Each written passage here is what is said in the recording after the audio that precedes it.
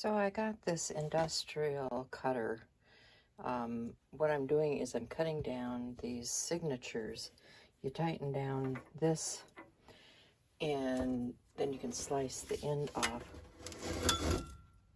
just like that, all in one fell swoop. And loosen this back up. We'll see if we got it the right size.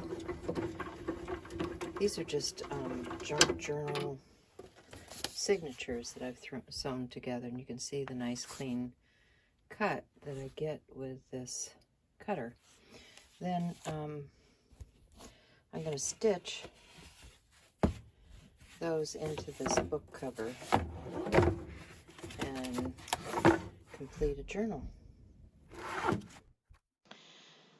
So I had this cover. It was off of a, what's her name? It was from American Crafts, and it was a journal that fell apart immediately. But I liked the cover. I liked the fabric that was wrapping the outside, and I thought, well, I'm going to reuse that. So I was cleaning things out the other day, and I ran across this cover again, and I thought, you know, I've got some signatures that I started with some junk that was just in the studio. Let me see if I can put this together quickly and create a junk journal. So this is just a piece of paper that I had that was sitting in my pile on my desk, you know, junk, because I've been cleaning my desk off. And I'm going to glue that to the back cover to clean that up a little bit where I just tore the other backer paper off of there. And then I'm going to grab some, what's that stuff called? Duct tape. Yeah, this was just stuff laying around my studio, right? So there's some duct tape. Purple. I know, what am I thinking? Shell might like this. I don't know, I might end up wrapping the back side where the stitches are going through with some tape too. Yeah, I just haven't decided. I have this kit. If you go over to Art Joyous Sharing, last month I think it was, Vicki was showing me how to use this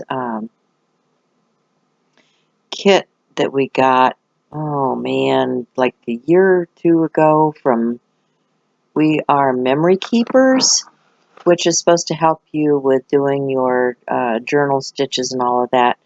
Well, yeah, I don't end up using it because it's not appropriate for what I'm doing here. If I was doing some fancy stitches, I think it would be kind of fun to do. And if you like to do like Coptic stitches and fancy Japanese stitches and that sort of thing, you can check that out in Art Joyous Sharing. Look for the interview. It was a video that's in Art Joyous Sharing with Vicki Brown from Messy Table Studio. And here you can see I'm getting the tool out, seeing if I can use it to punch my holes. And of course, the screws aren't even long enough to put this thing in position. Kind of a worthless thing for me, I guess. So, yeah, I continue trying to use it, but it's not very helpful. Anyway, this is just stuff. And I thought to myself that I would videotape this because maybe some of you have some stuff laying around your studio that needs to be used, and you can put a journal together and use some of the junk that's just laying around. So I'm going to use the punch tool. This is part of that kit. It does come with a little paper punch, and I do like that because it's sturdy enough and it doesn't make that big of a hole. Some of the awls that you use have a much larger end on them, and the holes end up being too big for the thread, and so I do like the size of this one, just because it does not poke a huge hole through the back there. And this is chipboard, you know, so it takes a little bit of effort to get through it. But I'm going to punch 3 holes down. It's going to be a 3-hole stitch, and then 3 holes across, so that I can put my 3 signatures in here. I had a 4th signature, but I decided that that would be too much for this particular small book, because, you know, by the time you start loading your pages up, it ends up being a lot of stuff inside of a journal.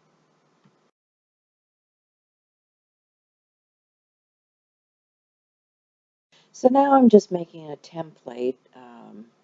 I need to know where the holes are, so that when I go to my signatures and mark them for stitching, I can put it in the right spot. So just marking my piece of paper so that I know what I'm doing here. I mean, this is not difficult. You don't have to make this thing difficult at all. But I would like things to kind of line up. I mean, that was the point of me getting that industrial cutter, so that my pages actually don't look awful. You know, I have hand cut and stitched and done all this stuff before, and I have to say that that industrial cutter is fantastic. I took a whole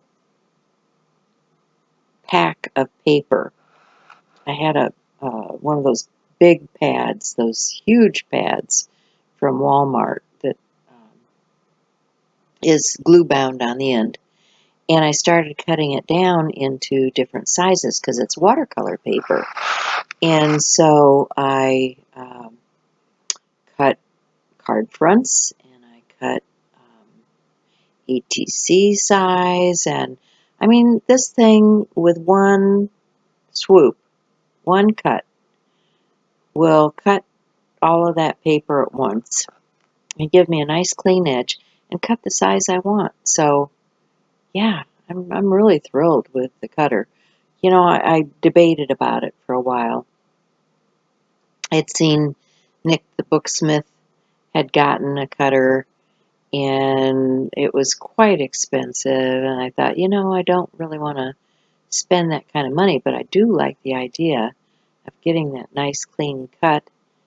And so I started looking around on Amazon, and I found this 12-inch cutter, and 12 inches is plenty big enough for me, um, that is very similar to what I think Nick got, and I ordered it. I thought, you know, what's the worst that can happen? If I don't like it, I can always send it back, right? Well, I got to say, I like it, and I found a home for it. Had to clean up a portion of my studio so that I put it on a table that was lower so that I could get the leverage, because it takes a little bit of force to bring that arm down to cut, you know, that much paper at once. The part that you screw down and hold the paper in place with, it's real easy. It's just a crank screw. And the other part that you line up for the size that you want works real easily too. So I don't know. I didn't watch any video other than Nick doing her thing, and uh, I got it to work, and it works fine. So I'm pleased, you know, because sometimes I'm challenged when it comes to new equipment, as you can see with this this hole punch thing here. So I'm just getting my signatures punched and ready to go. I've got them all marked out now. See, I had previously sewn these, so, you know, they're already sewn together. And I'm just going to punch the holes to stitch it into my uh, cover, my book cover. And then I will have a really cool junk journal. So I'm going to screw this back on before I lose the parts. And you can see that it has all kinds of places to punch, an instruction book that shows you how to do all those fancy cuts. It comes with a little felt case that you can see up there in the corner right, and that holds the needles and the wax linen that they send with it, and that little paper piercer. Now you want about 3 book lengths of this waxed linen. And I'm going to get the needle out. I like the needle because it's a blunt needle. I'm not going to stab myself with it. And the eye is not too big. That's one of the things. If you get those big darning needles or something, sometimes the eye is so big that it's opening up the hole bigger, and then the wax linen doesn't have a good fit. So I do like that part of this kit, that I've got a blunt needle with a small eye, and it's not going to make big holes. So I'm going to come through the center hole on the inside, go back up to the top, grab the top of the signature with that thread, come back all the way down to the bottom. Gotta wiggle it and get it through there. You see it's a nice tight fit. Pulling it tight. And then out the bottom and back up through the middle. And when you come back up through the middle, you want to make sure it's on the opposite side of the thread so that you're capturing the thread when you tie your knot. So you have one on each side, and then you just tie a square knot, and that's it. So I'm going to speed up the rest of this because I'm just, sewing in the other signatures.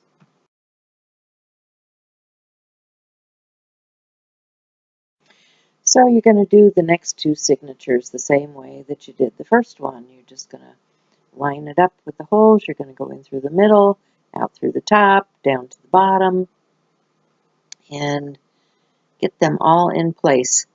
So if you make a journal, tag me on it. I'd like to see your junk journal and how it turned out. And if you're interested in our community, Art Joy is Sharing, we'd love to have you. All you have to do is answer a few questions so we know you're not a robot and, trying to advertise and all that kind of stuff, because it's a safe community where people are sharing, and you can find a number of different videos from a number of different members that have been sharing with us on some of their projects and how to do different things. So those are not on any channel. It's part of the membership on the Facebook group. So if you have a Facebook account and you want to join Art Joy is Sharing, please join us. So thanks for being here with me today. I hope you enjoyed this process. You'll probably be seeing this book again as I work in it in the future. I appreciate you. You guys make this all possible, and I will see you again soon. Bye.